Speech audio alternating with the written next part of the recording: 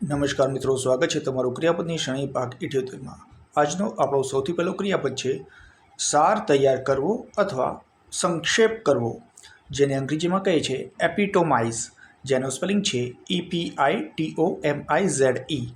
એનો verb two છે એપિટોમાઇઝડ, જેનો સ્પેલિંગ છે EPITOMIZED।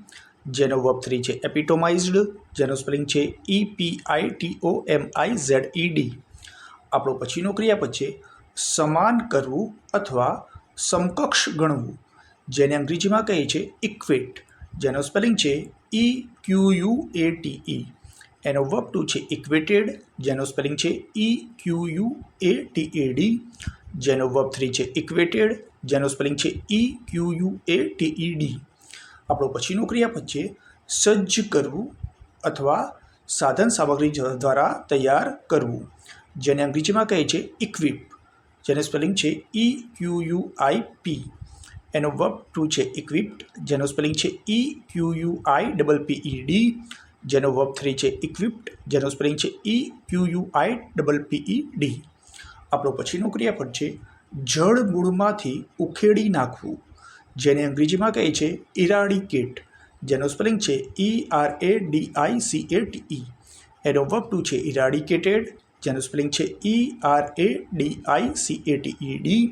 જેનો વર્બ 3 છે ઇરાડિકેટેડ, જેનું સ્પેલિંગ છે ERADICATED। આપણો પછીનો ક્રિયાપદ છે ધીરે ધીરે ક્ષીણ થવું અથવા ધોવાણ થવું, જેને અંગ્રેજીમાં કહે છે ઇરોડ, જેનો સ્પેલિંગ છે ERODE। એનો વર્બ ટુ છે અરોડેડ, જેનો સ્પેલિંગ છે ERODED। જેનો વર્બ 3 છે અરોડેડ, જેનો સ્પેલિંગ છે ERODED।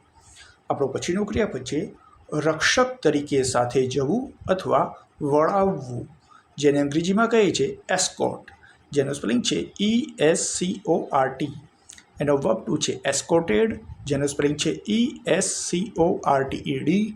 જેનો વર્બ 3 છે એસ્કોર્ટેડ, જેનો સ્પેલિંગ છે ESCORTED। આપણો પછીનો ક્રિયાપદ છે સ્થાન ખાલી કરાવવું, જેને અંગ્રેજીમાં કહે છે ઇવાક્યુએટ, જેનો સ્પેલિંગ છે EVACUATE। એનો વર્બ ટુ છે ઇવાક્યુએટેડ, જેનો સ્પેલિંગ છે EVACUATED। જેનો વર્બ 3 છે ઇવાક્યુએટેડ, જેનો સ્પેલિંગ છે EVACUTED। આપણો પછીનો ક્રિયાપદ છે છટકી જવું, ટાળવું અથવા બહાના કાઢવા, જેને અંગ્રેજીમાં કહે છે ઇવેડ, જેનો સ્પેલિંગ છે EVADE। એનો વર્બ ટુ છે ઇવેડેડ, જેનો સ્પેલિંગ છે EVADED। જેનો વર્બ 3 છે ઇવેડેડ, જેનો સ્પેલિંગ છે EVADED। આપણો પછીનો ક્રિયાપદ છે વરાળમાં રૂપાંતર થવું અથવા બાષ્પીભવન થવું, જેને અંગ્રેજીમાં કહે છે ઇવાપોરેટ, જેનો સ્પેલિંગ છે EVAPORATE। એનો વર્બ ટુ છે ઇવાપોરેટેડ, જેનો સ્પેલિંગ છે EVAPORATED। જેનો વર્બ 3 છે ઇવાપોરેટેડ, જેનો સ્પેલિંગ છે EVAPORATED।